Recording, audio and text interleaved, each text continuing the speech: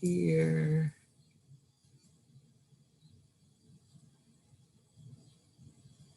Okay. So, you know, so I don't know. It might just be us tonight.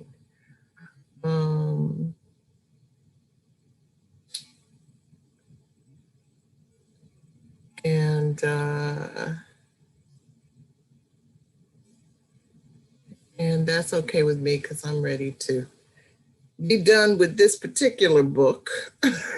It's a long one. It's a long one, but I've learned a lot. I'm enjoying it, really. It's well organized. You know, that's one of the things that wore me out with Lori's book. Yeah, this one was... After a certain point, she just lost it. Yeah, let's go back to AIDS. Let's play safe. Yes.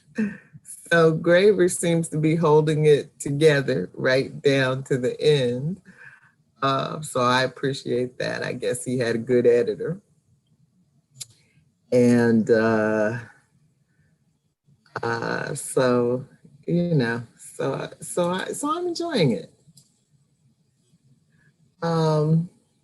But I am disconnected from whatever chapter we're on, the last half of the Middle Ages tonight, because it's, you know, it feels like it was so long ago that I read it. Yeah, of course. Sorry about that. No, it's all right. It's all right. I was trying to be proactive, you know, and get some stuff done early, but it kind of worked against me because now I have to like reconnect myself. So I don't know. So I don't know. I guess I'm thinking we should not be waiting for Geo. I think she said last week that there was some instability going on with her internet. So I don't know what that's about, you know, the crazy weather going on around the country.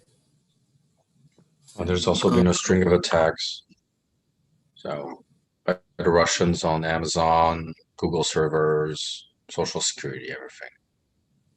Okay. Yeah. Probably messing with the network. Yeah.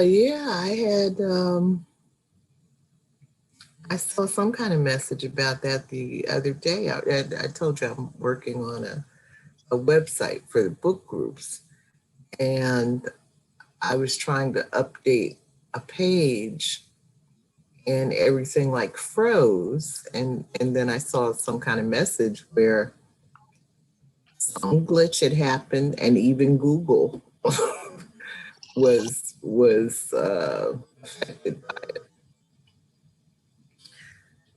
Oh, what a world, what a world. So we may as well go on and get started, and let me welcome everyone to Reading for Change, a collective journey, cluster 2, where we are reading, where's my book? Where we are reading Debt, the First 5,000 Years by David Graeber. And we are toward the end of the book. We are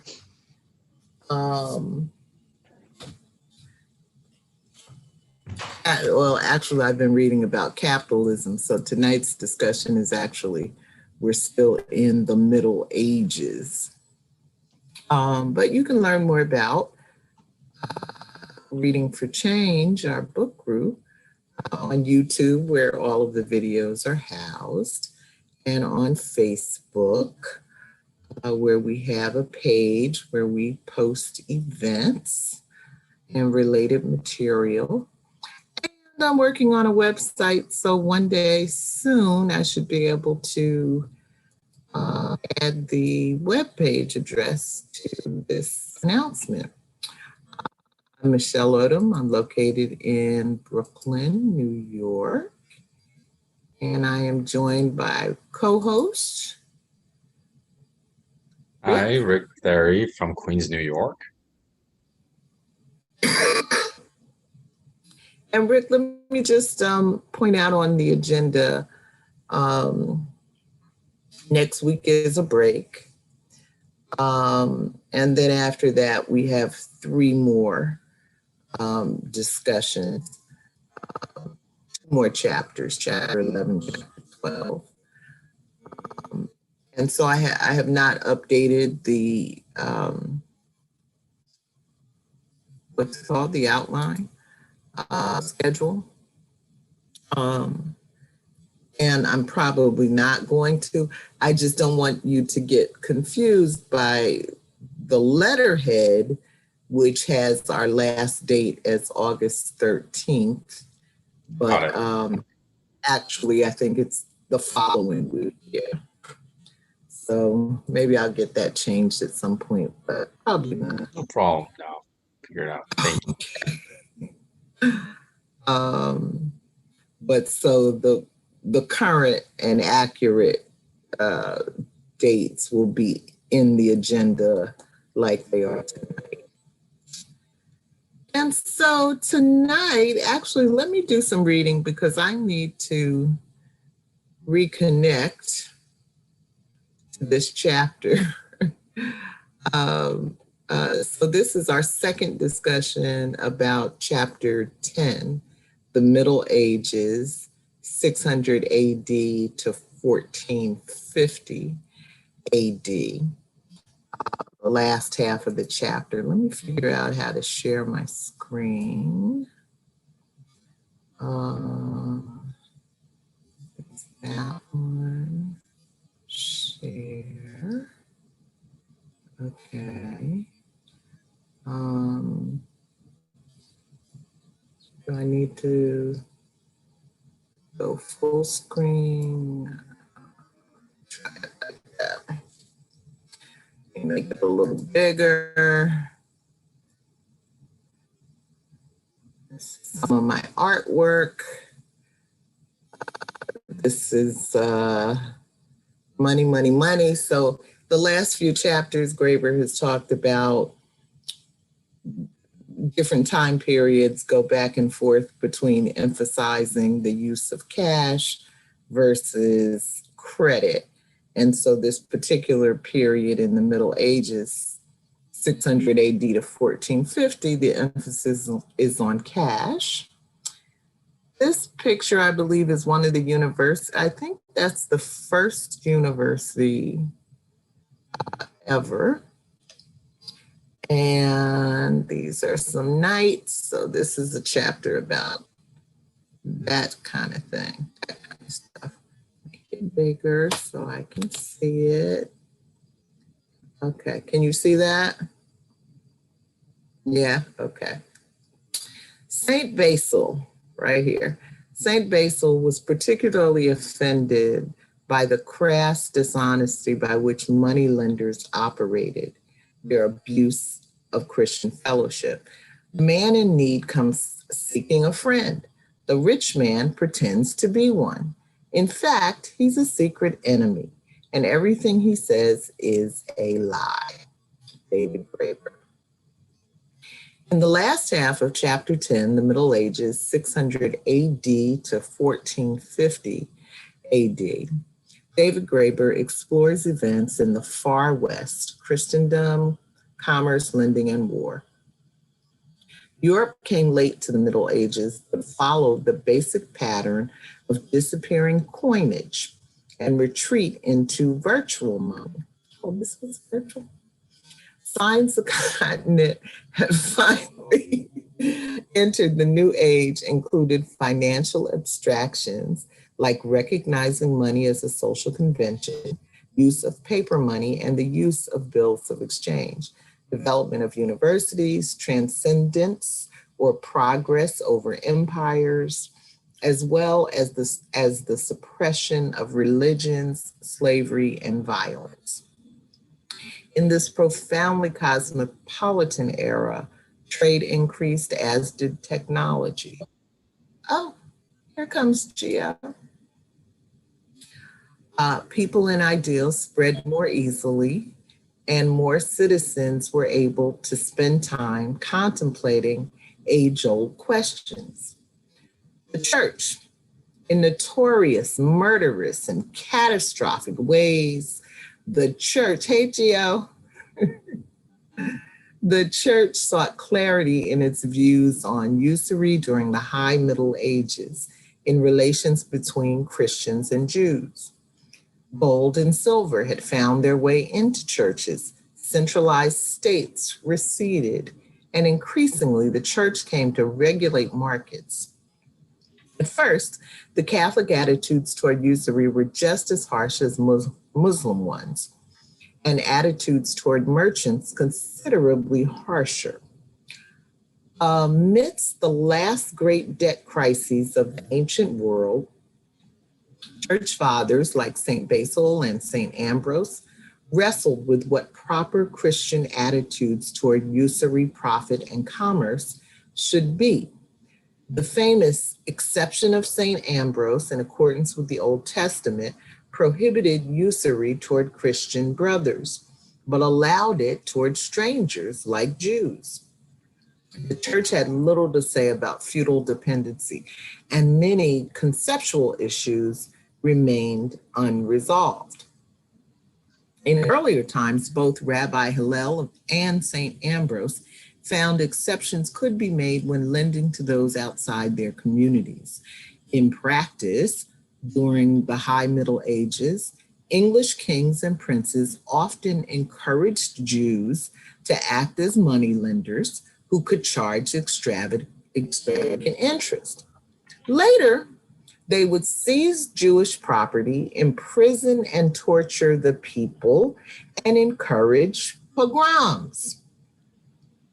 Also in this period, the commercial revolution brought Western Europe to a level of economic activity long considered normal elsewhere.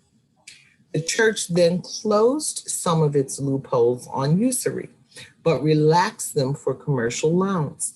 Western Europe was in war and chaos, and Christian attitudes toward commerce, profit, and usury were both for and against. Additionally, debates on the legitimacy of private property were prominent during this era. Finance. Italian bankers like Bardi, Peruzzi, and Medici were the breakout stars who adopted Muslim-like credit instruments and pioneered modes of military financing to fund expeditions by warrior merchants. Linked together were finance, trade, and violence. Especially profitable were the Venetians during the 11th century, who established a mercantile empire over the Mediterranean, raiding and trading African slaves and foreshadowing events to come in the New World. Graeber also points out that this is long. Graeber also points out that our current image is Graeber's fault. That our current image of heroic knights roaming the world in search of adventure, danger, love, treasure, and renown comes to us from the Middle Ages, but bears almost no relation to reality. Knights were mostly freelance warriors and the younger or bastard sons of minor nobles, seeking fortunes as gangs of thugs who would pillage the villages. Authorities sought to control them with games and tournaments of death, where fortunes were won and lost. Knights became indebted to the merchants who financed such events and profited from these loans. Philosophy. Philosophers deeply contemplated the meaning of money as a symbol during this era, especially because money had taken on such abstract forms like checks, tallies, and paper money. Graeber traces the history of the word symbol from the Chinese fu to the Greek symbolon to the English symbol. The word traces back to mean tally, something broken in half to represent agreements, and includes agreements such as debt contracts. The yin yang symbol is one example of two halves that go together. Tallies create agreements of inequality between equals. In sum, what then were the Middle Ages, asks the author. Signs that Europe had finally entered the Middle Ages included financial abstractions like recognizing money as a social convention, use of paper money and the use of bills of exchange, development of universities, and transcendence or progress over empires, as well as the suppression of religions, slavery, and violence. In this profoundly cosmopolitan era, trade increased, as did technology. People and ideas spread more easily, and more citizens were able to spend time contemplating age-old questions. All of these developments had occurred centuries earlier in other parts of the world, but better late than never. In closing this chapter, Graeber observes that modern capitalism did not emerge during the Middle Ages, but there were prosperous societies and flourishing markets, even though approaches differed in China, India, and Europe. Corporations did emerge in China, but functioned very differently from current models. Modern corporations derived primarily from Europe during the High Middle Ages, including the legal fiction that corporations are people. Corporations engaging in armed ventures overseas signaled the start of a new era in human history. Well, all right. So that was a lot, but it's a long chapter. There's a lot in there. I just try to summarize what he was talking about. Hey there, Rick? Gina. Hey. I had technical difficulties, so I'm joining y'all by phone today because nothing else was working. Yeah, well, I was telling Rick you had technical issues last week too, so yeah. Give us your intro. Oh, hey, everybody. I'm Georgette Moses, and I'm joining you guys from Columbia, South Carolina. Welcome, welcome. Well, we see you just fine. Okay, that's good. Yeah. So, does anybody remember this chapter? We have been doing it for a couple of weeks now, haven't we? That was a good summary, though. It kind of got me back in the mode of that's when I started watching the Netflix shows on the Middle Ages, and I was listening to bedtime stories by Scheherazade and the 1,000 Nights and all of that. So I remember. Yeah, that's cool. No, your summary was excellent because he always adds a lot of detail into these chapters. Yes. It's kind of hard to digest, all at one time while you're trying to relate it to the stuff you've been told and the stuff they're saying now. Right? Yeah. Yeah. That's why I always try to write questions too that connect in some way to current events, to try to help myself, make the connections. So, Rick, you're muted. Yeah, I'm back. What Just there's some was background noise. what was striking for you, or what do you recall from this chapter? Um, I'd say that it's odd because the thing that strikes me the most is there's some sort of he doesn't really describes the rebirth of centralized states that is happening during the classic Middle Age and just after the Crusades.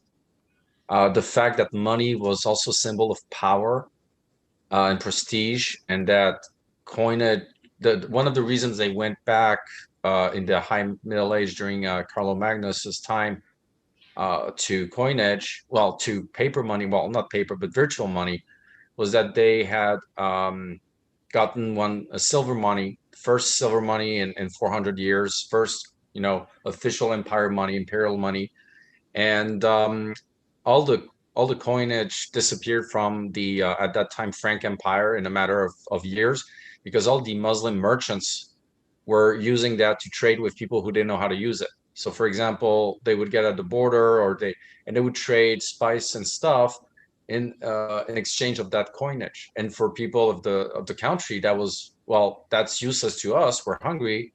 Thank you for the cow or whatever. And these guys would take the silver money back to the Umayyad Empire and the Abbasid Empire, where it had value. So all the money, all the silver from the Frank Empire had been eaten by the Muslims through basic commerce.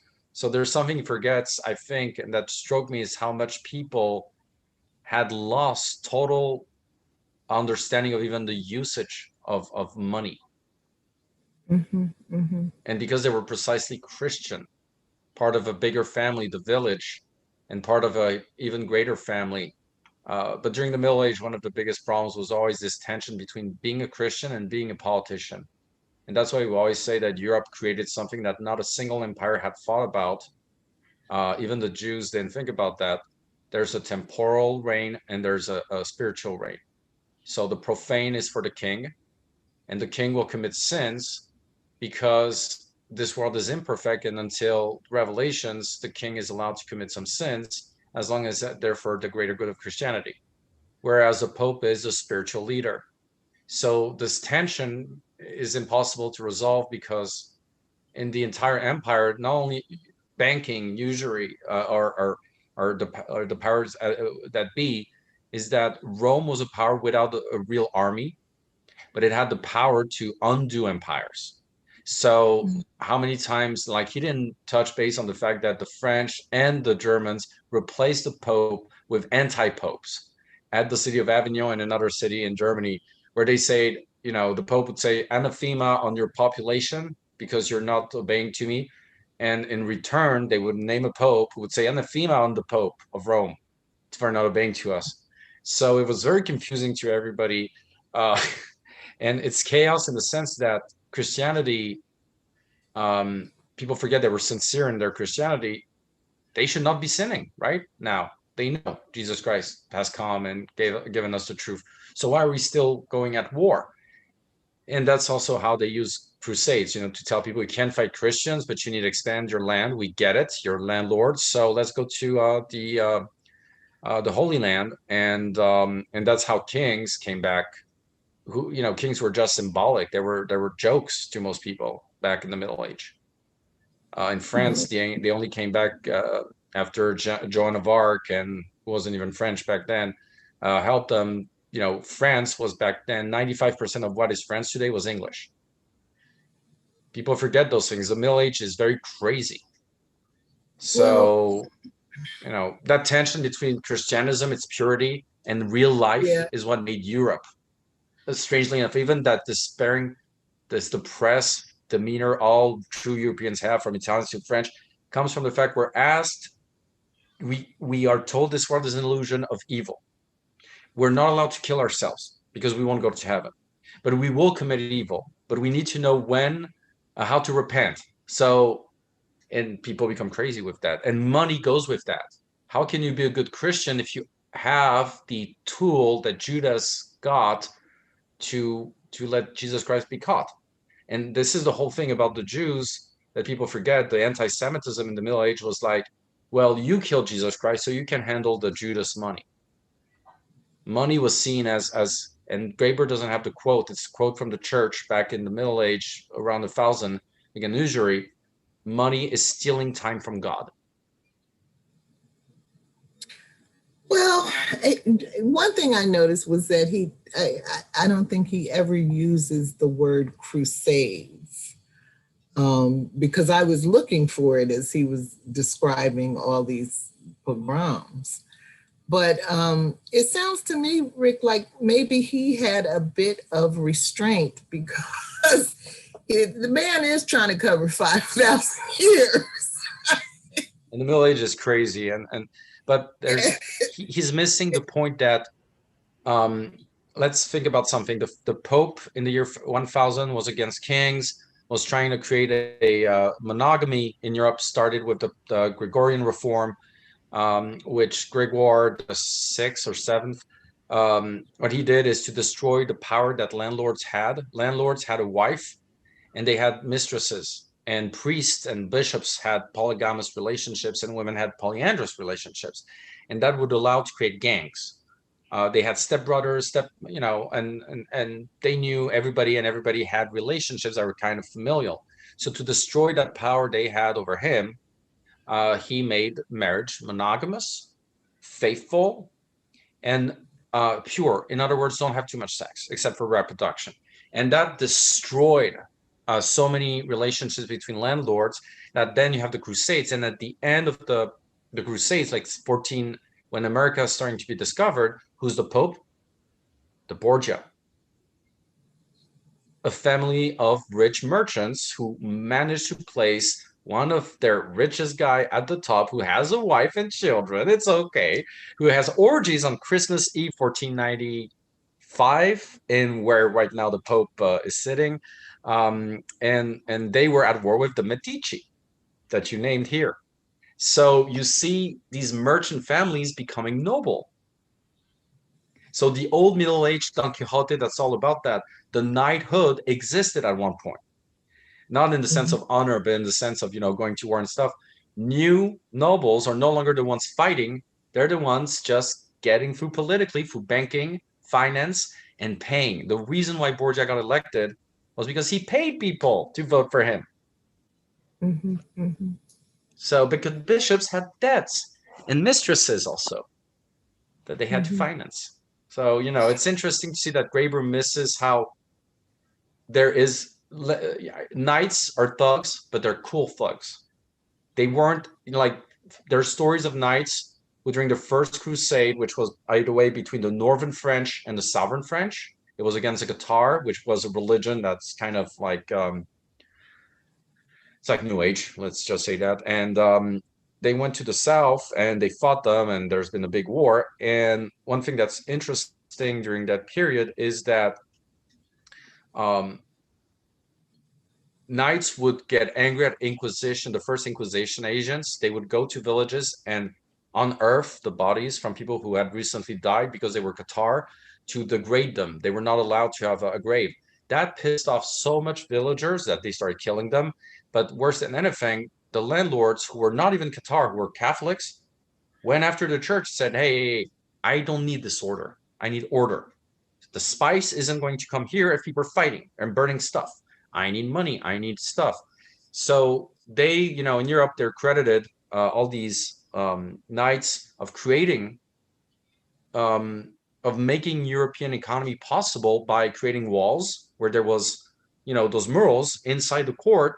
You could have commerce without taxes, free from bandits. That attracted people. People wanted to stay around. Originally, they weren't slaves. They were libri, which were free men. But they were told, I'll give you land and protect it. In exchange, you give me a percentage of your crops every year. And that is a way to say, this contract shall hold. I will never depossess you from this land. Everything changed with kings when they started applying feudalism to common people, which was never the point. Feudalism is between equals in terms of status, but one is more powerful, so you will serve that man with your weapon, and that man will serve you if you're attacked. It's military, but the kings make it into you are my subjects, and you have to fight these competitors for my power. So that just a long rant, but to say that I think Graeber misses really the point of how the Middle Age in Europe is even more contradictory than you might think. There's even more conflict deep down inside. Was he European? Oh no, he was American, but I mean, we're deformed by our image of the Middle Age in Europe, like an ugly area, etc. We forget that it was a very cosmopolitan era. Carlo Magnus had an elephant, pet elephant from the Arabs that had given, it was okay. They had war with everybody. War was a common thing. Let's go to war. Oh, we lost. Okay, we'll give you a little money. Sorry, guys. But it wasn't like modern war where it's about destroying the other. And crusades, even crusades weren't like that. Tell Gio what you were telling me the other day about how Europeans hold on to anger from thousands of years ago. I was telling Michelle that when I meet white supremacists in America, I get offended. I'm like, why? Who do you think among whites is superior? No, we're superior. No, wait. What's your real race? I'm European, I'm white. No, you don't get me. No. Are you Hungarian? Because if you're Hungarian, you do not have the right to touch the ground I'm standing on. I'm French. And then the English will say to the French, how dare you? You idiots, you continental jokes. And the Northern French will be like, don't put them with us. The Southerners are idiots. We used to be Belgian. And the Belgian were like, we were invented. We're nobody. And the Flemish, everybody's like in Belgium, it's a country. You have the French speakers and the Flemish who speak a form of Dutch. In the middle, you have Brussels where they speak 4 languages, including German and English. You are not, even if they can speak French in the Dutch area, Flemish, they're not allowed to answer you in French. It's a crime because the French are inferior. They're the same country. I used to go there with my family when they saw French, we're like, like dirty French, disgusting French. We're bordering each other. We're all white. But racism in Europe is a science, an art. We need to be racist towards the guys on the other. Paris, there's a river. The right side, we call that the right shore. We call it a shore. It's a small river. The right shore is classy. The left shore is all these idiots who go to college and think they know everything. The right is the power seat. And the left will be like, these idiots from the right side of Paris. I'm not kidding you. And within Paris, the right side, the west is classy. The east is muggy. And the east think the west is very pretentious. We're talking a city of 2 million people. Racism in Europe is so deeply ingrained that we're trying to find new races all the time. Wait, these guys, they live, I'm not kidding. And in the Middle Age, that comes from the Middle Age, because in the Middle Age, some villages were British, others were Hungarian, Huns, invaders, or what we call Norman, which was, Vikings. So we're like, yeah, but these guys, they used to be Vikings. Yeah, that's why they're disgusting, right? We live 20 miles apart. So, and that's true of Italy. Gio, if you're wondering why our world is so screwed up. Wow, that explained it, didn't it? Well, think about it. There's Europe, deep history going on here. When we colonized, we called everybody a tribe, a savage, a barbarian, an invader, a great replacer. We're the ones who have been living like tribes for thousands of years and invading the Roman Empire and beating the shit out of it and pillaging everything and being like, oh, this is nice. Let's melt that gold. Let's burn those books. And so on and so on. And something that's brand new in Europe is this whole thing about art. It's just 4 centuries old, like preserving monuments. The Louvre was rebuilt and destroyed 20 times. Cathedrals were destroyed, rebuilt, because these guys didn't care. They were like, yeah, let's do something better. That's why I like with the Middle Age. They didn't care about the past. They're like, yeah, let's go. That old cathedral is ugly. Let's destroy it and create a new one. They didn't cry when cathedrals would burn. It would be like, let's build another one. We're crying like idiots. So there you go. Europe is a messed up place, but it's fun. Gio, what stood out for you about this chapter? It's part of the chapter. Well, there are a couple of things in which I think you touched on in your outline, but one was about the use of the Jewish people as both the enforcers of usury and the whipping dogs, the scapegoats, just how thoroughly it was used. And I was, really trying to make that connection to how they act today, how groups have acted towards them in different countries today, and how they are so protective, why they're so protective and insular, right? They've had to be.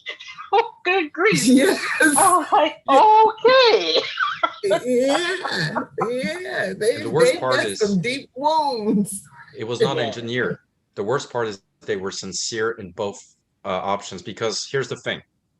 Of course, the Jews are going to do usury. They're Jews. They're not Christians. They don't recognize the truth, and they use money, whatever. They're impure. And of course, if something goes wrong, I'm going to blame them, because if they truly were good people, they wouldn't be Jews. They would convert. That's how it works. So these guys were sincere, exactly like they were sincere in Africa, thinking they were civilizing people. And that's the worst part. They're not cynical, because cynical people can convince to do otherwise through their selfishness. These guys are fanatics, when you think about it. And that's why they used, like Cardinal Magnus, his best friend was Jewish. But when things went down for him, he said, well, you're Jewish, you can correct everything by just converting. Yeah. It's more, it just seems really crazy. The other thing was about the universities. Yes. And the Eurocentric viewpoint of yeah. I had never heard of the Indian University established in 400. So, I have a question on that. Let's look at that. It's okay. number 10. Would you read that, please? Sure. Okay. Introduction of financial abstraction was not a sign that Europe was leaving the Middle Ages, but that it was finally, belatedly entering it. The institutions and ideas most characteristic of medieval times arrived hundreds of years late in Europe, and we tend to mistake them for the first stirrings of modernity.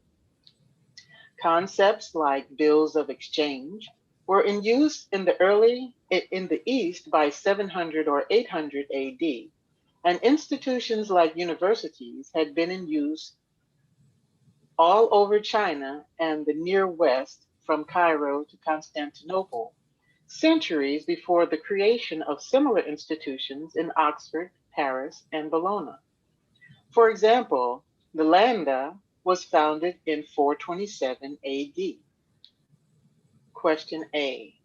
Is that the one you said you never heard of? Yes, that's the one. That is it. Me either. Wow. Me either. But on this next page, Gio, I created that little picture there because I wanted to remember it.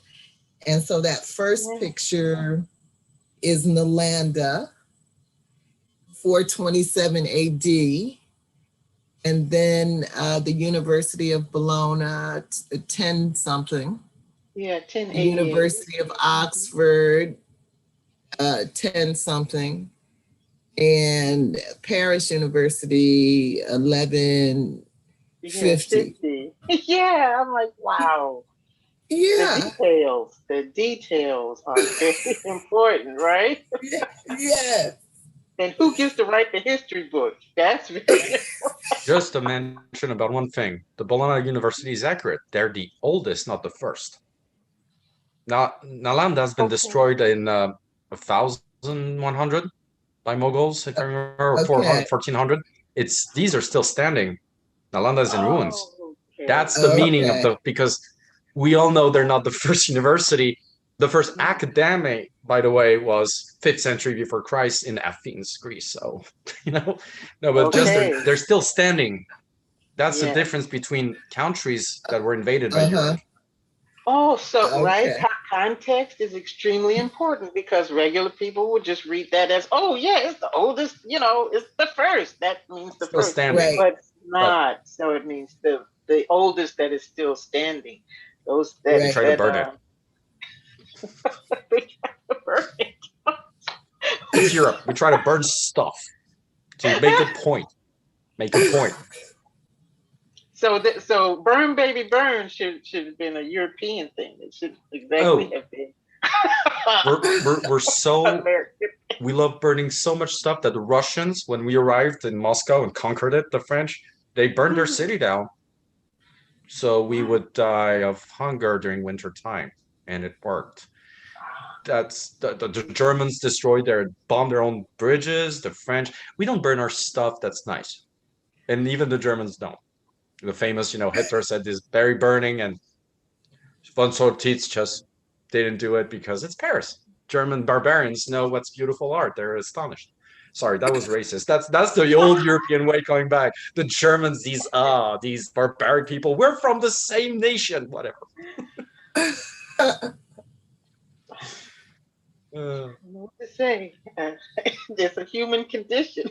Okay, we're still doing the same thing. Okay. Oh, wow. Well, that was, thank you, Rick. Because that did jump out at me. Yeah, we're trying to tell that the French are older than Oxford, but they won't last us. We used to have a school there called the School of the Mountain, but they closed it down because all the students were spending time outside getting drunk during the Middle Age and putting a ruckus. Because they would get into fights because philosophy was made back then outdoors. Guys would get up there and say, is the essence of things individual or universal? It's universal because you're lying, and then they would get into a fight. So the Sorbonne was created by monks to get all these kids within doors and tell them, no, there's a methodology to debate. First, thesis, then objection to thesis, then response to objection, then dispute, disputatio. I mean, and this is where universities in Europe, that's why we write like idiots, like introduction. American essays to us are barbaric. There's no structure. You got to follow. You got to give the thesis, the problem, and then comment, objection, and that's the response, and your final synthesis. You have 4 hours. Okay. It's horrible. We're 15 when they start doing that to us. Well, I like the order. All right, let me read, or Rick, you want to read question 14, please? 14, let's go. Oh, you hate me. It's a long one. Let's go. Let's do this. One striking thing about the Middle Ages is that the Confucian condemnation of the merchant and the Islamic celebration of the merchant ultimately led to the same thing: prosperous societies with flourishing markets. But where the elements never came together to create the great merchant banks and industrial firms that were to become the hallmark of modern capitalism. Graeber then explores possible reasons modern capitalism did not develop in India, such as their commitment to free market ideology, which meant government couldn't intervene in ways that might have been helpful. At the opposite extreme were Buddhist monasteries, constantly lending money from the interest they had earned and never touching the capital or taking any risk. However, Buddhist monasteries did produce something very much like what we now call corporations, entities that through a charming legal fiction we imagine to be persons just like human beings, but immortal. Legally, our notion of the corporation is very much a product of the European High Middle Ages. The legal idea of a corporation as a fictive person, or person who, as Maitland, the great British legal historian, put it, is immortal, who sues and is sued, who holds land, has a seal of his own, who makes regulations for those natural persons of whom he is composed, was first established in canon law by Pope Innocent IV in 1250 AD, and one of the first kinds of entities it applied it to work monasteries, of course, and also to universities, churches, municipalities, and guilds. Furthermore, while we are used to assuming that there's something natural or inevitable about the existence of corporations in historical terms, they're actually strange, exotic creatures. No other great tradition came up with anything like it. They are the most peculiarly European addition to the endless proliferation of metaphysical entities so characteristic of the Middle Ages, as well as the most enduring. Corporations were much different in the Middle Ages than they are today. But when such companies began to engage in armed ventures overseas, a new era of human history might be said to have begun. Question 8. Campaign finance. In the 2010 Citizens United versus FEC, the Supreme Court asserted that corporations are people and removed reasonable campaign contribution limits, allowing a small group of wealthy donors and special interests to use dark money to influence elections. Next, we'll probably see robots defined as citizens by the court who may only register as Republicans. In the arena of fiction, anything goes. Okay, so what do you see as some of the costs and benefits of legal fictions? How might society function without legal fictions and social conventions around concepts like money and corporations? Thank you. Well, the greatest legal fiction of all is rights and duties. In nature, there's no right and duty. You got to be smart, outsmart the predator, and live in harmony with whatever you have. You don't see an animal say, "Hey, I know my rights, don't eat me." They scream. They try to escape. And they don't try to fight back like, "I'm going to show you I'm a man." When you think about it, nations, all of these things are legal fictions. Why is the border in Canada and America stopping at this line? I remember I had a teacher in physics. We were having a last day of school, and I was drawing the map of Europe in the ancient times and dividing the Western and Eastern Roman empires with a straight line like they showed us in textbooks. And the teacher was like, "That's not possible." I was like, "But that's in the textbook." The textbook tells you that, but that doesn't work that way. There's no straight line where there's mountains, rivers, and forests. Oh. So, I read a study about borders that's very interesting. There's a guy who studied, and he was shone apart, like he was original, but now his work is gaining some traction years after his death. He studied borders. He was a geographer. And he looked at borders at different scales. France was missing 200,000 kilometers of border, depending on the scale. Germany, like 400,000, because he said if you take the scale of even rocks on a coastline, and then you take them, I mean, he was explaining that borders don't make sense. Even physically, you can put a road, but even the road doesn't follow the actual border. And if you measure the road, when is the actual border? When am I really stepping in the other country? It's a line. Line has no dimension. You know what I mean? So all of these are fictions, and they're useful because 99% of people cannot take care of themselves. We have to explain not to drink bleach. We gave them bleach so they wouldn't, they could clean up their apartment. Because, I mean, coming from Europe, I know we develop a lot of these technologies because you know how we used to throw our excrements out of the window during the Renaissance and Middle Age? You know, those charming little German houses that look like straight and then there's a diagonal? That's because not for shit not to go on the house. They were throwing their buckets of shit through the window.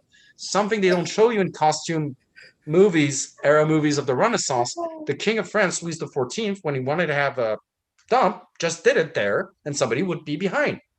They would do it behind doors, and they knew domestics would clean them.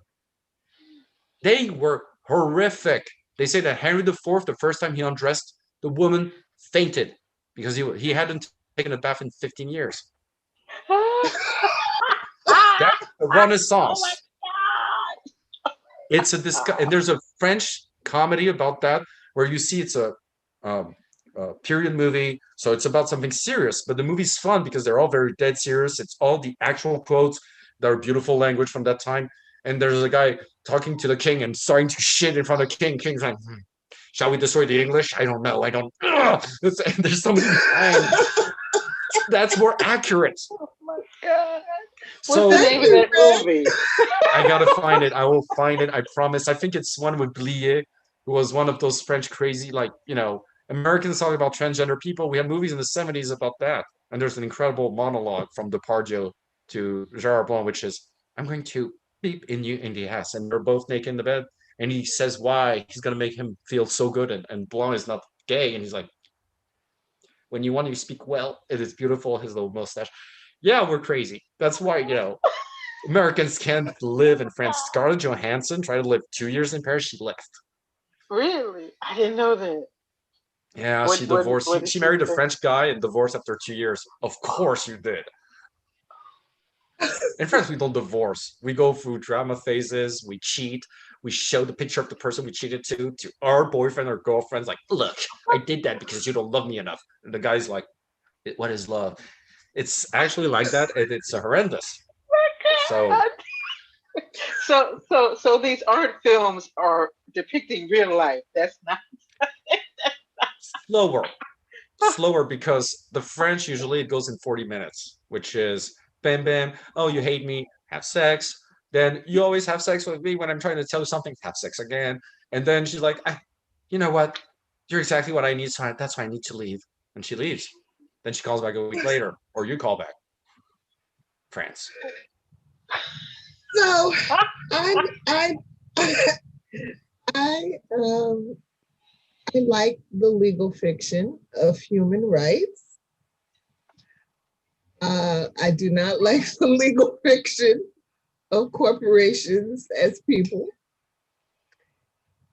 And I'm not so crazy about borders either, which is going to be a real problem. I mean, we are literally seeing global warming, climate change happening before our very eyes. And they've been predicting for a long time. And we read about it, Geo, in Parable of the the sower. Yeah. That all of this climate change.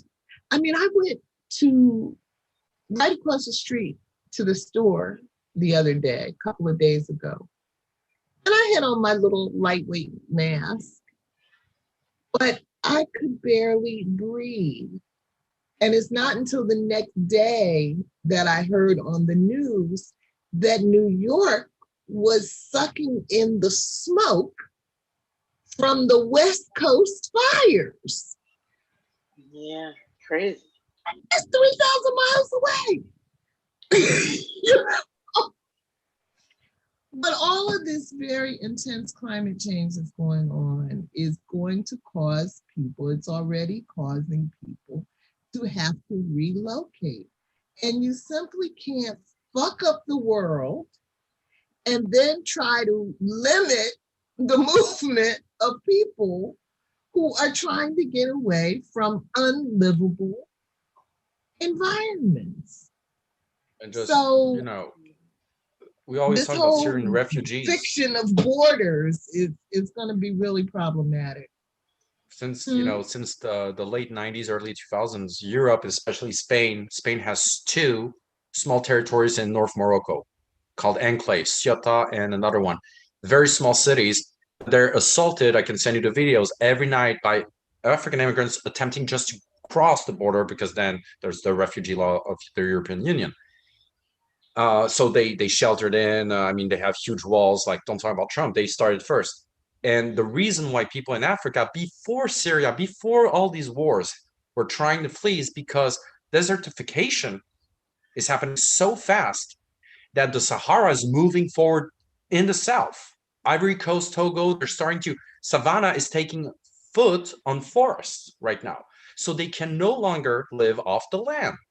And we have 3-4 children. There's one who's got to go to Europe to make a few bucks, send back to Western Union, because that might buy them some rice or water, potable.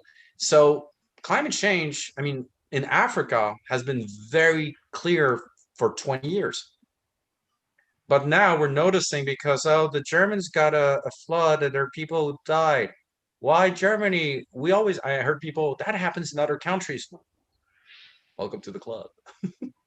Well, and the people that do media analysis of news coverage of various events were saying recently that Jeff Bezos and his crotch machine, as I heard somebody call it, Really cool machine. Really cool machine. has gotten more coverage in the last few days than the climate issue has gotten all year, or no, in all of 2020. Yeah, but penis. How can you fight that? Climate change doesn't have any phallic form. Get me a reverse tornado, we'll talk. My attention span is really Jeff short. is gonna find a place he can dump all the pollution in space. What I love is that people were like, Jeff Bezos going to space, and everybody's celebrating. I'm like, okay, the guy's got an escape plan. Clever. Yeah, because the big thing that's impressive with that technology developed is that you don't need training. They didn't need a helmet. They didn't get the 9Gs. They had an 80-year-old to make a point. And I'm thinking about all the military going to NASA right now and beating the shit out of the scientists. So we didn't need to train. So you had the solution and go through that machine for hours doing sport every day. I could have gone up there. The poor nerds are getting beaten up. America. But no, I mean, okay. He got more coverage because rich people are really all of them. Elon Musk, Richard Branson, Google. Everybody's thinking about space. Why? They're not building huge spaceships like Noah, Arks of Noah. Like, hey, humans, we're gonna. No, they're building for themselves. They're like Dr. No's villain type. I'm sure he has a base on the other side of the moon right now with a sauna. Kurt Cobain is over there with Elvis and Tupac. People are not big fans of Jeffrey Epstein. He's in his corner. People are comfortable with him around. Yeah, I'm sure. Yeah, it's sad, but what do you want to do? Oh my goodness. Yeah. So Well, technically, it's not murder in space, right? There's no law. Oh, well, the captain of the ship. I guess I'm just going to draw on my experience from decades of watching sci-fi movies about this kind of thing. Is that the captain rules? Whatever the captain says on the ship goes. If I kill the captain, I'm the captain, right? That's the next. Well, yeah. If you're the leader of the mutiny, and the other people want to follow you until they want to push you out the airlock, they might not follow me. Okay. So you know what? If nobody's going to listen to me, I'm getting one of these face huggers on my face, and then good luck with whatever comes out of my belly. They'll teach you to not take me seriously. Oh my God! You go have an alien in your pocket for emergencies. Yeah. I don't get why people are in those movies so panic at becoming an alien or dying. It's good. It's evolution. You're going to another level. I'm trying to be a horrible human being now, but no, I mean, it's a strange era where people don't notice that these rich people are really thinking about escaping. And remember, Google's working immortality through neural links. Elon Musk is doing the same thing. The technology is viable. There's already applications. You were talking about robots. Who needs robots when you can be in the Matrix and control humans directly in their brain? Hive mind. Yeah. But you know, in those sci-fi movies, when that happens, you know what they always say? When the good guy realizes something's wrong and revolts, and he finds his old mentor who explains why the system is going to says, look at us, before us, wars, racism, sexism, now all equal, part of the same whole. You gotta choose. I don't know. Variety leads to conflict for anybody. Okay. Yes.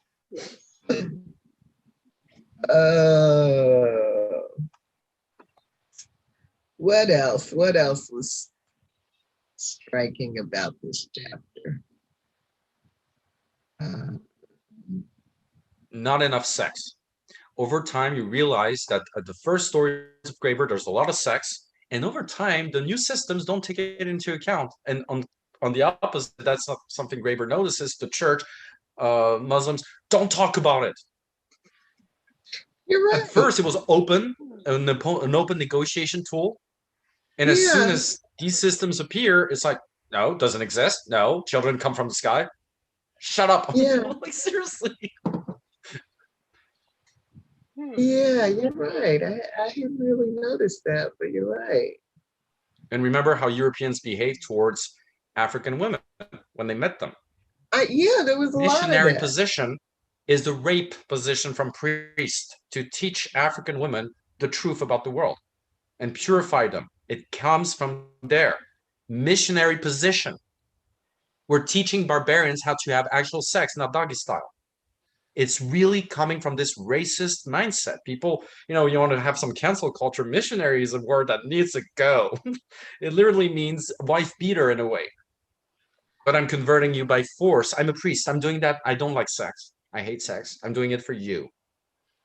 And because they were breast naked. And these systems did not tolerate breasts that were naked, which is odd because in ancient times, except for Romans, the Spartans and the Athenians were attacking people with a helmet, some sandals. But 300 is inaccurate. They didn't have any stuff here. They were naked, like on potteries. That's why Persians were scared of them. With, that thing dangling. Wait a minute! Don't touch me! Don't get close. Look at potteries from that age. They were naked. What? Okay, I'm going to have to look that up. Oh, I'm telling you, in our history books, they were naked because it's France. We're 9 years old. Come on, not a dog. I saw that, Gio, in one of the Netflix shows about pirates. I think it was the one that focuses on Blackbeard, and that, but it was a technique that his pirates would use when they encountered a ship that they wanted to overtake. But they would strip off all their clothes, because they were demonstrating that they are crazy as hell. Okay. And all the British were like, turns this way, please. Yeah. Barbarians.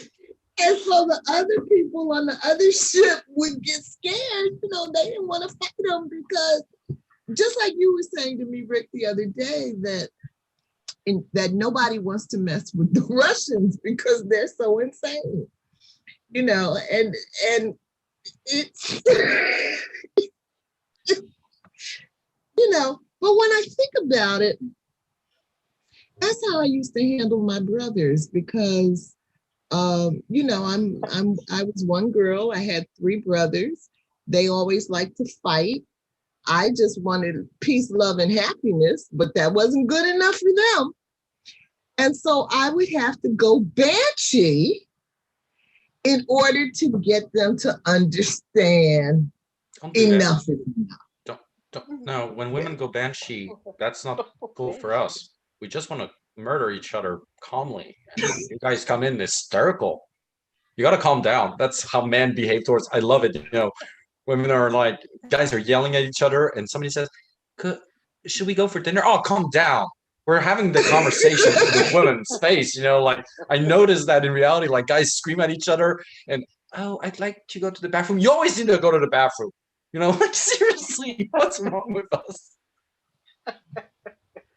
I don't know.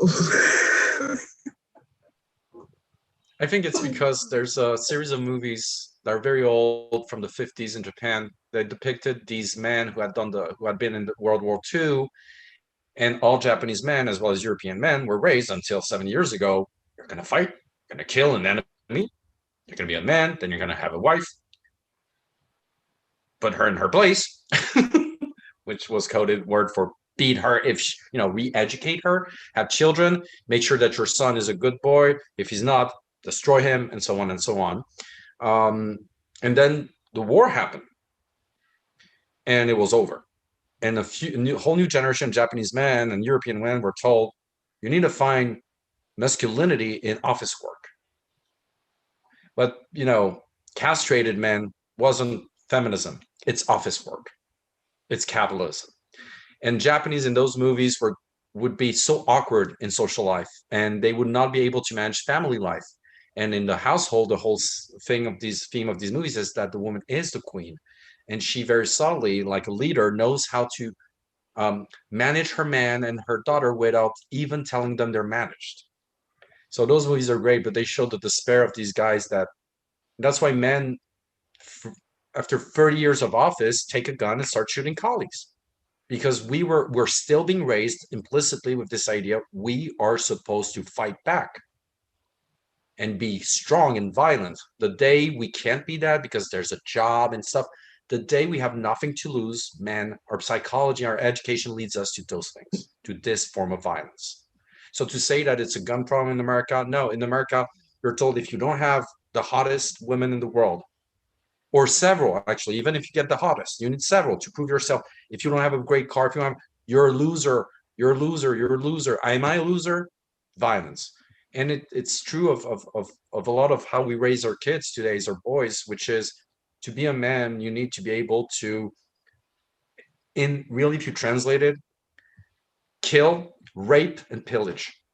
Pillaging being business, rape being having sex with a lot of women, even if they're consensual. It's still the idea of objectifying women and using them as tribute.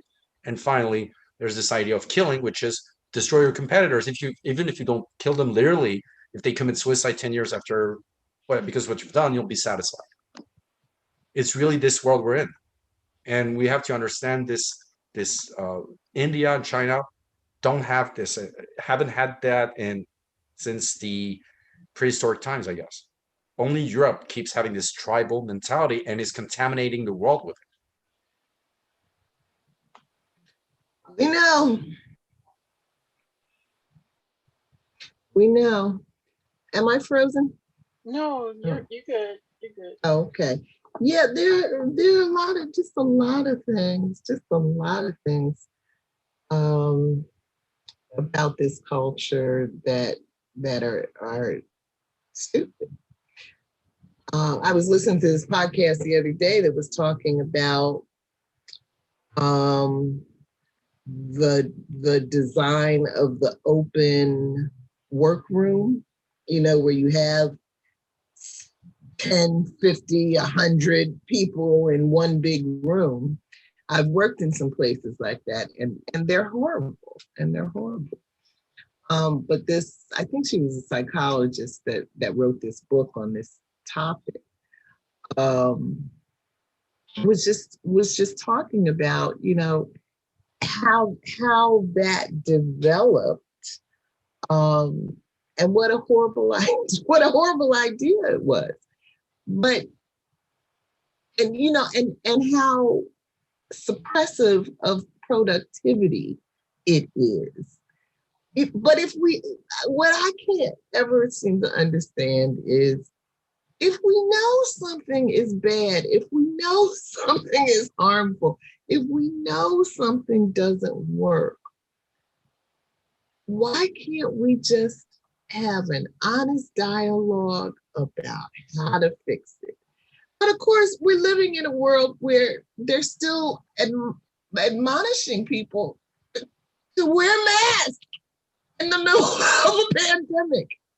So I guess my expectations of humanity are just not realistic, or they're too high, or they're just wrong. Say things that don't work, they do work for the legal fictions that are corporations. The open space work allows everybody to control everybody. Everybody's jealous of everybody, so everybody looks at everybody. You don't need 4 managers. You're cutting down 50% of high executive salaries at your company, while having people who are underpaid fighting each other over maybe a bit of a bonus. It works for them. And that's the thing. These things work. I always tell people, the only thing that are prohibited to the masses are things that work. Violence. You're not allowed to hit somebody in the face. Why? Because it might be a politician one day. Okay. you're not allowed to, I'm not talking about violence, but for example, duels. Why am I not allowed to tell somebody, hey, let's fight? And whatever happens, nobody can intervene, and it's our responsibility. It's not murder. That would be nice with, in Congress, it would be like, okay, enough. Sanders being like, let's have a fight. It would be incredible in Senate, they're fighting. We're like, yeah, go kill him. Because that would solve a lot of problems. I mean, you think the Jordan Belfort or that Rand Paul got beaten up by his neighbor. If I had been Anthony Fauci, I would say, enough, Rand, let's do it. Get here. It's official. If you die, if I die, nothing happens. Rand Paul running away. Because they're playing tough guys. And this is a problem. The toxic masculinity culture can all be corrected by true masculinity. In other words, people who are toxic and being violent towards people who are vulnerable need to be beaten up by bigger.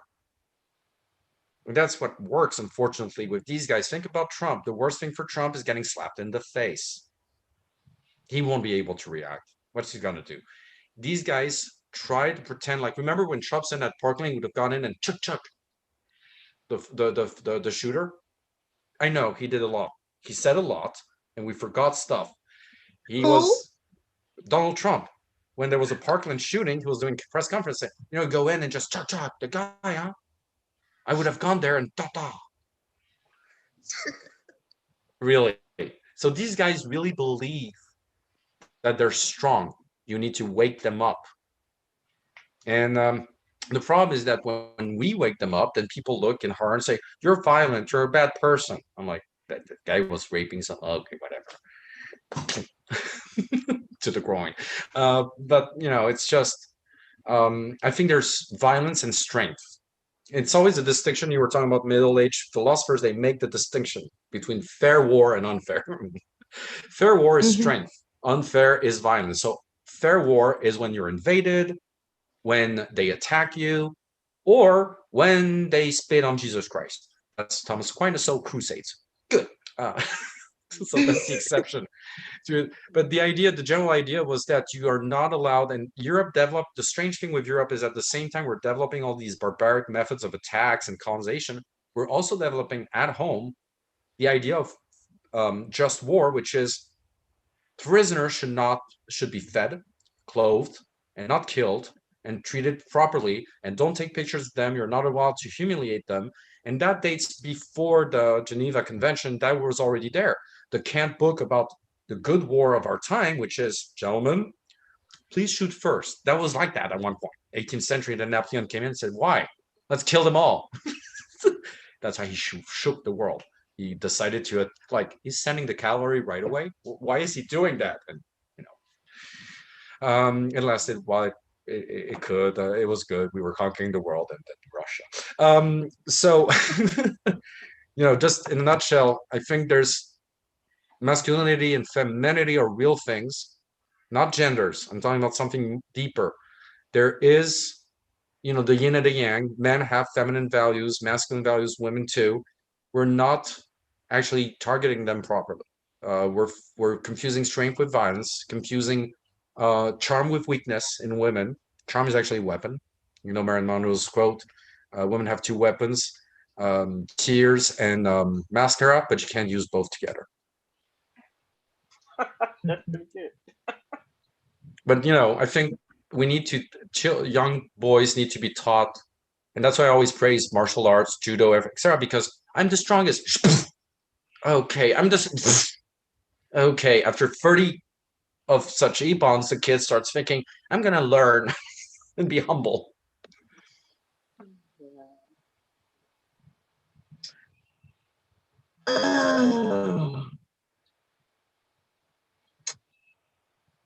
Jill, Yeah. would you read number 6, please? Okay. Number 6. King John of England needed to pay for his wars in France and Ireland in 1210 AD. He ordered all the Jews in England to pay an emergency levy to raise the funds, and seized property, and imprisoned and tortured them until he got what he wanted. Abraham of Bristol, a wealthy merchant, tried to hold out. The king ordered that 1 molar per day be extracted, and after 7 days of this torture, Abraham finally gave in. John's successor, Henry III, 1216 to 1272 AD, was in the habit of turning over Jewish victims to his brother, the Earl of Cornwall, so that those whom one brother had flayed, the other might embowel. Such stories about the extraction of Jewish teeth, skin, and intestines seem to have been a bit of guilty projection of terrors that Jews had never really visited on Christians, but that had been directed the other way around. Kings treated debts owed to Jews as owed to themselves, and periodically played the populist card by humiliating Jewish financiers and encouraging townsfolk to engage in pogroms, treating moneylenders as enemies of Christ who could be murdered in cold blood. And as Norm Cohn put it, what had once been a flourishing Jewish culture had turned into a terrorized society locked in perpetual warfare with the greater society around it. Most Jews were never in the money-lending business, and even for those who were, most had been replaced by the 1100s by notorious rural usurers from Italy and France. A. This nasty habit of guilty projection seems to run deep in European history. In what ways do we see it manifesting today, if any? B. Graeber doesn't use the terms Dark Ages or the Crusades to describe events of the Middle Ages. Yet these were extremely dark times, especially for the Jews. Modern America has its own dark side going on, and apparently more African Americans are buying guns today due to concerns about white supremacist violence, according to a recent episode of The View. Does this seem reasonable to you? Why or why not? You.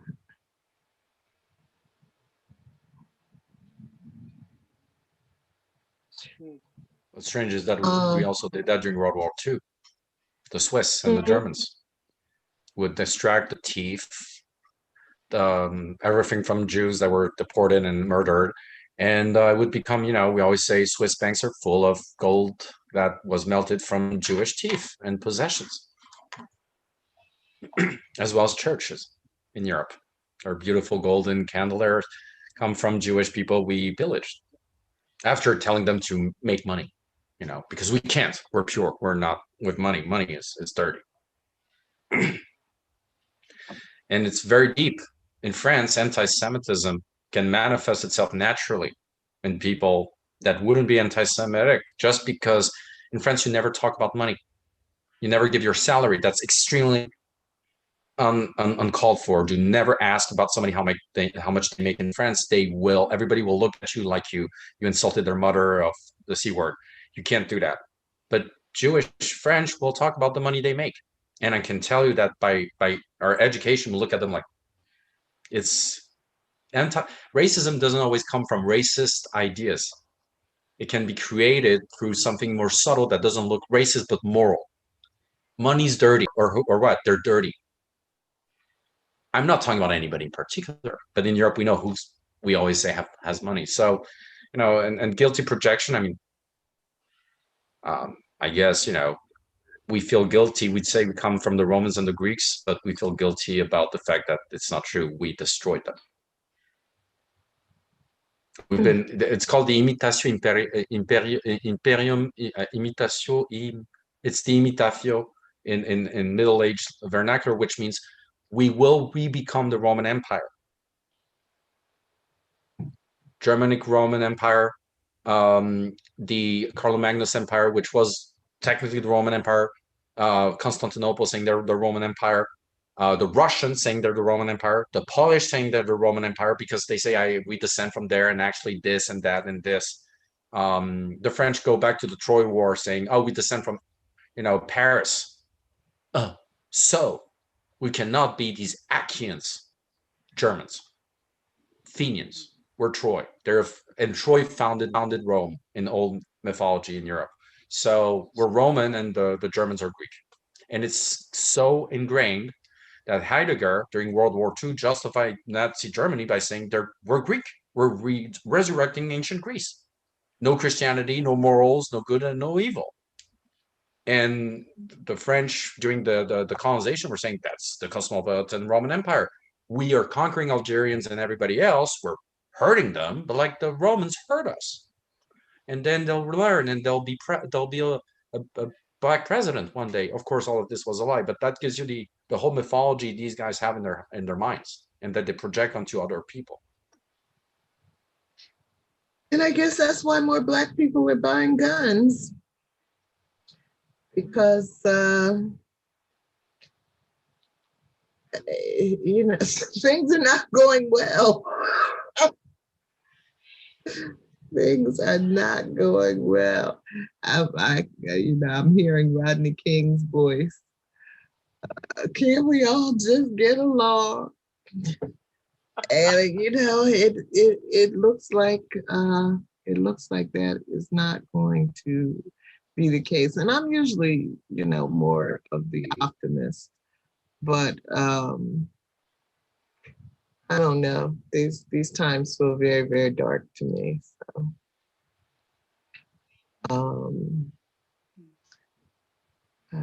but I'm open to some optimism if somebody has some.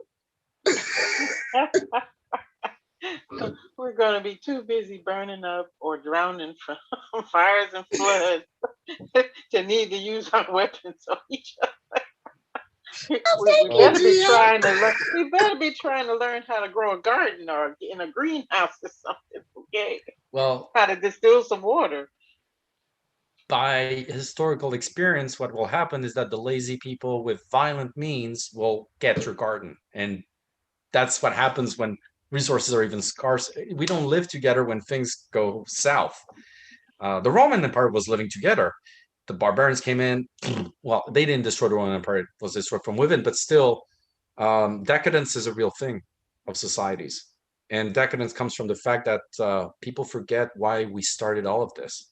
And our modern society, not progressivism, but trying to go after segregation, even if it was the first time in history that it was happening, that all of a sudden in the world, not just white people, black people, in all countries, people were saying, wait, you can't treat people like that because of who you think they are. And the last 70 years was incredible in the fact that despite all the bad moments, there was this attempt. The thing is, now it's over, because when things become scarce, people think this attempt is the reason why things become scarce. And no. And I think that we are living together right now, and I think we're forgetting one thing. Most people choose to be insane now. QAnon, 30%, that's insanity. How do you fight that? With weapons? You can't. Americans should know something. You cannot conquer fanatics. Afghanistan, Talibans are like, seriously, 20 years? And we're back in a month? Woo! That was for a lot. That was a, like, why? And Americans have a problem with war. They want it to be clean. Russians, Syria, we were all stalling. Russians came in and said, yeah, they're civilians, it's war. That's why Russians are respected, because if you're going to war, don't make it moral. It's war. People are going to get killed and maimed, and otherwise don't go to war. Afghanistan, we didn't need to go to war. We just needed commandos to come in, all the culprits. But we gave them the status of an army that could defeat the American army. So now they have a real status politically. In the past, they were just criminals. Think about it. You don't fight criminals with an army. You fight another national army. We changed everything with terrorism. We gave them the status of literally nations. And Abu Bakr al-Baghdadi, who's now dead from ISIS, said, you're right. Let's make it into a country. So I don't know. We went to war for absolutely nothing. And wars are useless. But if you're going to war, you're going to kill. And if you're a general, despite your morals, if you know that burning down an entire city will grant you victory and stop the war, even that means 300,000 people will burn to death, they will do it. That's the logic of war. There's no pure war. I mean, you're gonna what? You're gonna not use a weapon because it's gruesome, because you have honor? It's war. You're not gonna, yeah, oh, I have nuclear weapons, let's use that. So I don't know, it's strange how in America there's this mythology of morals. Morals is, in my opinion, a horrible invention. Ethics is interesting, but morals, it's what is you use dead people's baggage to determine how you live. Ethics is you have to think relatively to your situation how to live. You can't have the same, to a vegan, and it's true. In this city, if I go out and kill a dog and eat it, I'm a horrible person. But for people in the Great North, killing, an animal is part of their. You understand. So ethics is more interesting. That ethics allows you not to judge, whereas morals, you never think about yourself. You're always judging outside. Oh, you're not like I was taught you should be. You're not like. Yeah, I've always found ethics more interesting too. I'm going to remember that, Rick, you quoted, morals is dead people's baggage. I love it. Like they tell you, it's immoral to have interracial marriage. 70s, 60s, 80s. Who taught you that? Mom. Okay. What about you? They don't know how to answer and they get angry. And that is that's one of the things that I like about this book. I was saying, Gio, I think before you got here, that I like the fact that Graeber's writing is very organized, unlike Laurie Garrett, who went off the reservation at some point. he's AIDS. Right. There's a crazy lady running around saying AIDS all the time. Yeah, he's very, very structured, and so I like that. I can follow his train of thought. But what was I gonna say? What's the last thing you said? Who's writing meeting minutes? Yeah, about morals and ethics. Morals and ethics. Oh, I don't know. I forgot. Yeah, no, morals is your education. Ethics is you starting to question your education, I guess. Oh, I was gonna say that what I like about the book, and I think I've said this before, but it's like his central question to me is why. Why do we believe the things we believe and do the things that we do related to money? Where do these beliefs come from? And so he is really making an effort to trace the history. And yes, Rick, he probably left out some significant pieces of the last 5,000 years, but I'm okay with that. He's given us a lot. There's not enough French in it. That's my problem. That's always my question. Why do we believe what we believe and do what we do? And so from a religious perspective, it seems like you're not really supposed to spend too much time asking that kind of question. The world's perfect. You're just supposed to do it because that's what the Bible said, It's the plan. Don't be a blasphemer because there's the bonfire right so there. Morals again. Ethics do seem to give you more room to kind of think through where your beliefs come from and what you want them to be today, based on what you know today, because what we know today is different from what we knew 5,000 years ago. Yeah. But here's the thing about ethics you learn in all religious books, all philosophy stories. You will get killed if you're ethical by those with morals. Yeah. Socrates, Jesus Christ, because Jesus Christ, the Jews are right, technically, he's immoral. Hey, you didn't go through the studies we went through. How do you speak? And who, you can't read. You're a moron. Know your place. That's evil what you're doing. You don't know what you're talking about. He's a cult leader, right?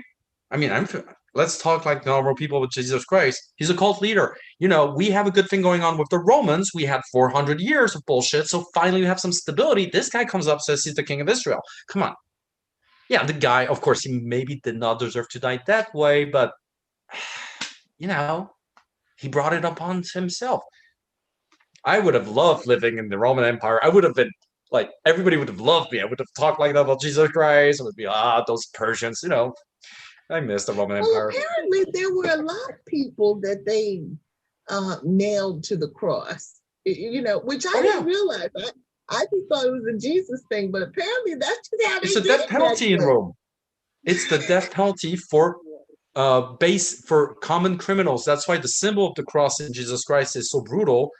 The Almighty being executed, so he truly is one of us. He understands our plight. He is executed as the most common man. Because when you're a king, believe it or not, in Europe, what do you prefer, being hung or decapitated? Decapitate me.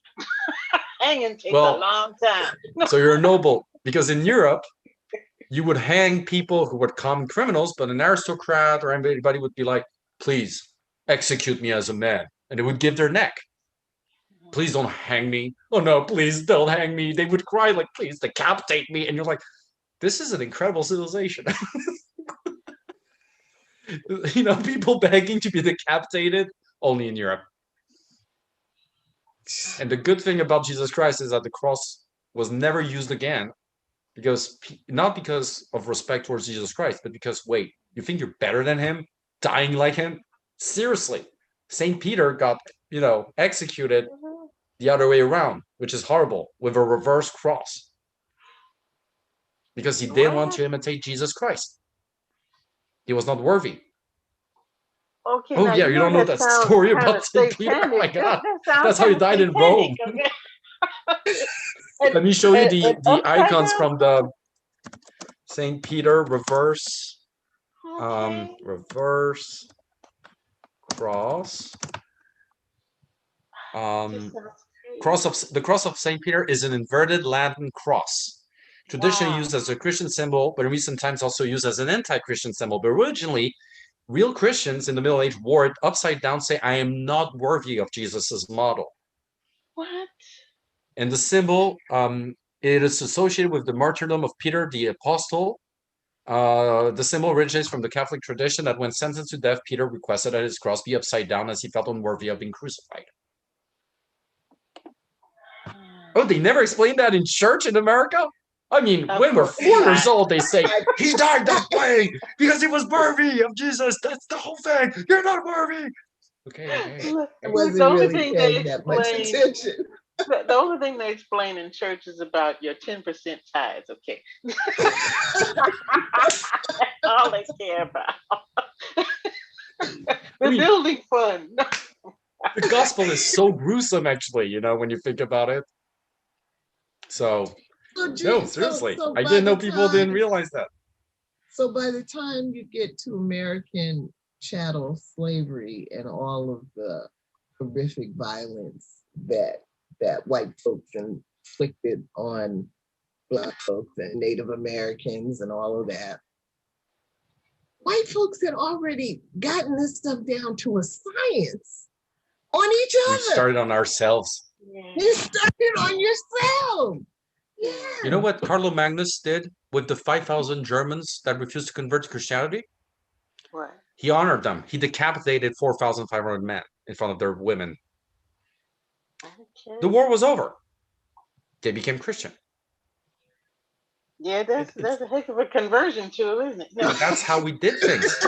And some saints that people pray, some that were, they're told that they were chopped limb for limb by barbarians in Slavic countries.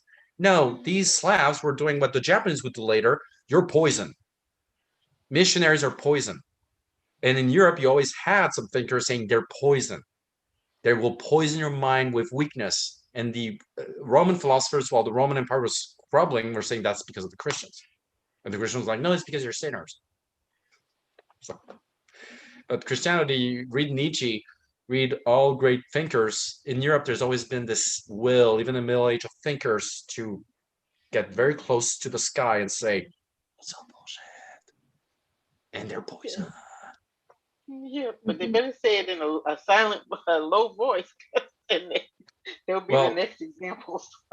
One of them said it in a low voice, and he had to run away from Paris. I think, therefore I am. Descartes, when he wrote that, death threats. And everybody's like, hey, you remember Galileo and Giordano Bruno? You should run. And he ran because people understood what he said.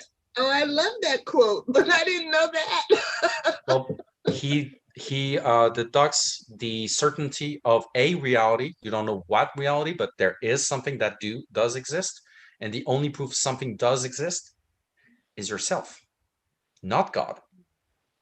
That's a big problem for the church. Everything proceeds from God. Every truth, every existence. But he says we can't be sure, but wait, I can't be sure. There's something that gets cheated, that gets these illusions, that thing being this thing, I.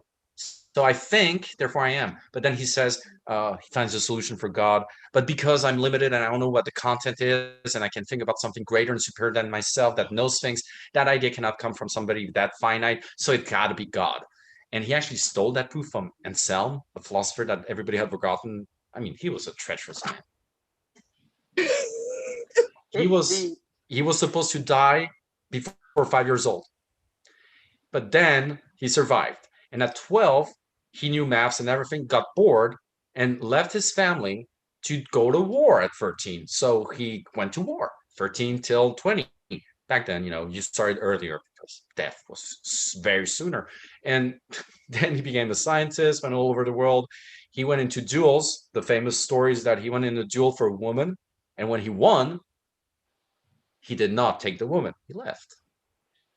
French panache, the idea of the fight was what was driving me, not you. You were just a pretext. Fresh. And his methodology was, the scientific method he had developed. He thought that with this this ethic, he could live 500 years. He died because he was invited by a very cute Kim Kardashian of that time, Paris Hilton, who was the Princess of Norway, and was really cute. He wanted to screw her. But he couldn't be in the same apartment as she was. So every morning he had to wake up at 5, cross the hallway, which was outside, when it was freezing cold. And he got pneumonia and died. Trying to screw a girl. So French. But beautiful. That's Descartes. But just to tell you, there are ways, even when we say things in a low voice, they notice. They're not. You got to realize that Nazis had PhDs in philosophy. Carl Schmitt, every French philosopher, everybody in philosophy reads Carl Schmitt. He's a horrendous man, so brutal that the Gestapo told him to shut up. It was making them look bad. When the Gestapo tells you that, you gotta be at a certain level. He was the guy behind Real Politics. And he was like, the Nazi regime is too nice. Why are we hiding the fact we're exterminating Jews? Just do it in front of everybody. I don't get it. That's the kind of guy he was. But his political philosophy makes very interesting points about the essence of power. Of course he does. So, in Europe, unlike America, we don't like cancel culture because we believe one thing, like Joe Miley said, you need to know your enemies, you need to read them and take them seriously. If you want to fight fascism, you need to read Mussolini, Mein Kampf, and take them seriously, not just like it's a joke. Understand their logic, understand why it makes sense to them and could make sense to others so you can prevent it from making sense. But no, in America, it's like, censoring books is not going to help anything. Or idiots. I mean, if a teacher's racist, don't go to his class. But as long as he's there, you can fight him back. You can debate him. I can read anything but Q. Oh no, Q it's horribly written. I can't even watch Fox News, and I get mad if I'm on listening to MSNBC and they play something from Fox News. I'm like, that's why I'm not listening to Fox News. Fox News, yeah. But But you're right. you know what I realized? You It's have entertainment. to understand the other, News in America is entertainment. It's not news. You go look at the BBC. Sure, they'll talk about the big event of the day, but they want to invite 40 analysts. They will invite nobody. They will say, okay, now on to India, where a flood. Now on to, they talk about a little bit of all countries. Oh, there's a revolution in Sri Lanka, and they're going to talk about it for 30 minutes. In America, it's like, I don't know. It's like, oh, Trump said that. Who cares? What did he do? Instead of saying, and you have 40 people yelling at each other or commenting or, I'm sorry, masturbating in front of you, literally, like, I'm so good at what I do. I write books for New York Times and then you have Fox News where it's the same thing. And you're like, it's entertainment. It's gladiators. And everything that Democrats say is dumb. Everything Republicans say is not dumb. I think the Monty Pythons, even if they had tried their best, could have never reached that level of insanity in sketch writing. It would be funny if it weren't true. Honestly, think about it.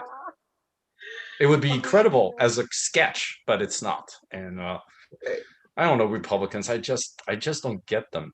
Why are they so worried about fetuses? Why is that their main concern? And voting? I mean, they weren't that concerned with voter fraud in the 2000s and the 90s when they were winning. They're not. You know, they know they're pussies.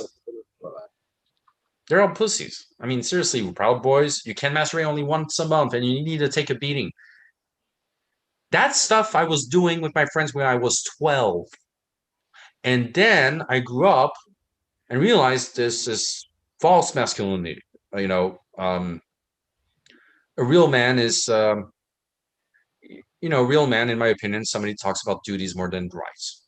That should be the idea of a real man. A real woman, I don't know. I'm not a woman. That's to women to figure it out. But for men, it's we have duties before rights.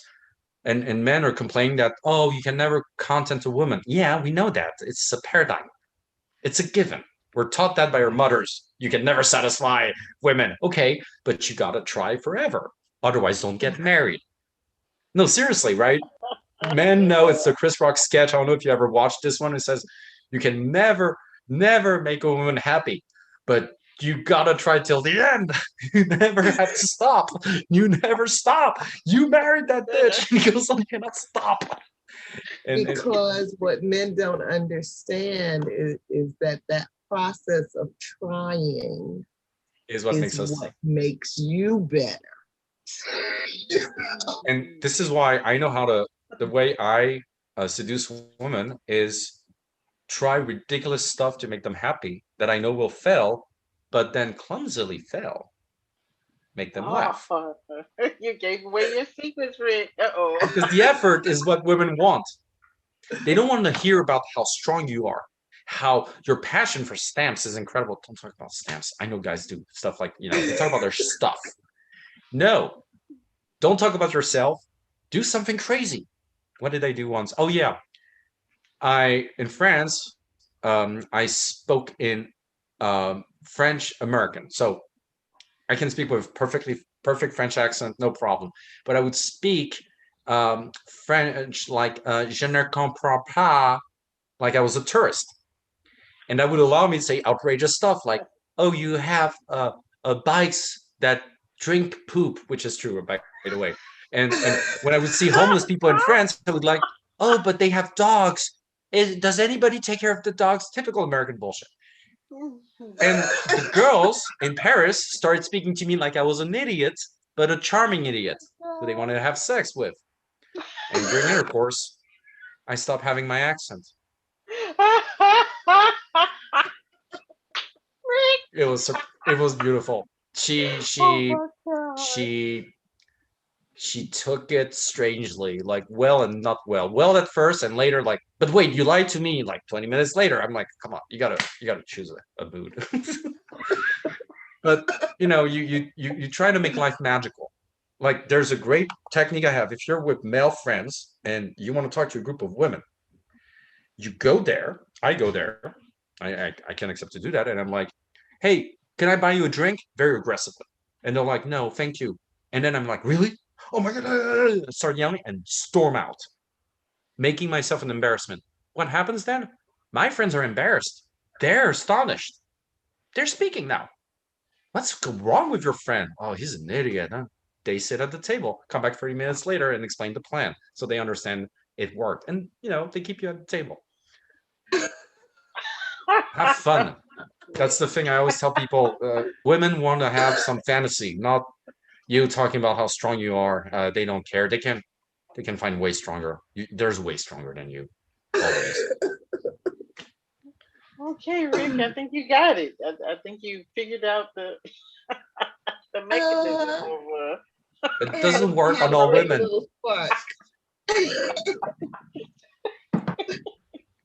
All right, you guys. So next week, we get into chapter 11, the first half of chapter 11 on capitalism. Yay.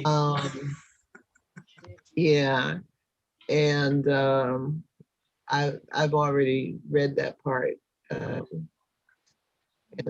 so it's pretty interesting.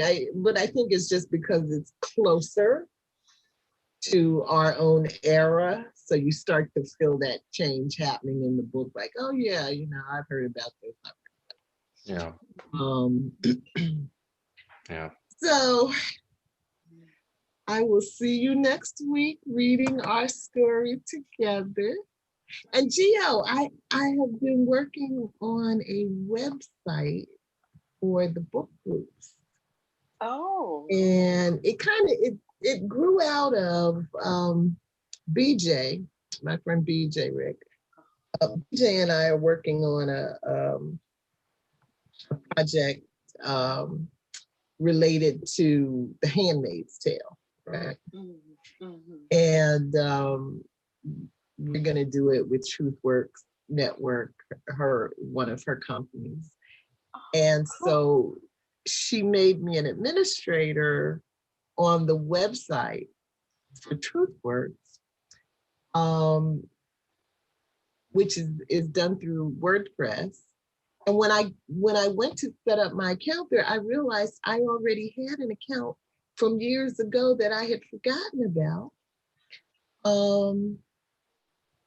And that inspired me, because I really have been wanting to do a website for us for a long time. And Facebook, I don't know if you guys noticed today, when you went to find the link in the private group, it was in a different location, because it's like, every few days, Facebook has to change up how it does things. We're adapting our concept to the newcomers. My name's Mark. And I'm constantly like, who moved my cheese? I am sorry you're disappointed. We will send you a gift from Oculus. You like Oculus? Buy Oculus. Yes. Right. Oh, Facebook is the devil. I kill my own meat. He does, by the way. He kills his own animals to eat them. It's part of a thing. Mark Zuckerberg? I only eat what I can kill. I think it's more natural. I think it's more natural in the sense of social pathological tiger trying to go after everything it can find. Oh yeah, Zuckerberg is incredible. The guy from Twitter meditates all the time. He thinks he's a monk. The guys from Google believe in using blood from other people to kill them all. Not just those nasty rumors on the internet. Jeff Bezos actually is pretty balanced. God. I have anyway, I've done a lot of work on the website this week, so it's really in pretty good shape. I just have a few more little things to do, some pictures to add, and then I'll keep building it up over time. But I'm almost ready to reveal it. All right. Cool. And then I don't know if you remember, Gio, years ago, I asked the women in the Global Black Feminists to give me a little sentence or paragraph or something about yourself page that kind of introduced the members. I don't know if I can find all that stuff because it was a long time ago. It sure was. But now I actually have a place to put it where I don't have to worry about it getting changed every week because Facebook wants to do something new. Yeah. Yeah. But it's good for you. Huh? It is good for you. We at Facebook really take into account your opinion. I have to work with these guys. I would love it. You know, it's good. Okay. No, Let us they give that have. to the NSA. Sorry, to what? What? No, we don't make money off of your data. We know they all do. No, we That's don't. what- We comply to the That's what you authorities when they talk request about. information. Yes, I would really like to cut them out of my life, but I'm not quite ready. They're like the bad boyfriend I can't get rid of. Well, there's okay. How about a new bad boyfriend, younger TikTok? That has an accent. Okay. Yeah, you just need to do some dance all the time. Someday. The other day, I was looking on Instagram while I was vaping, and I was, in my swimsuit outside, and I was swim trousers, and I started, what's that reel? Yeah, no, don't do it when you're in the position you're not ready. People saw me with big belly. It was taking a video of you and you didn't It's taking a realize? video of you for 2 seconds that looks like this and goes on and on. One of these gifs.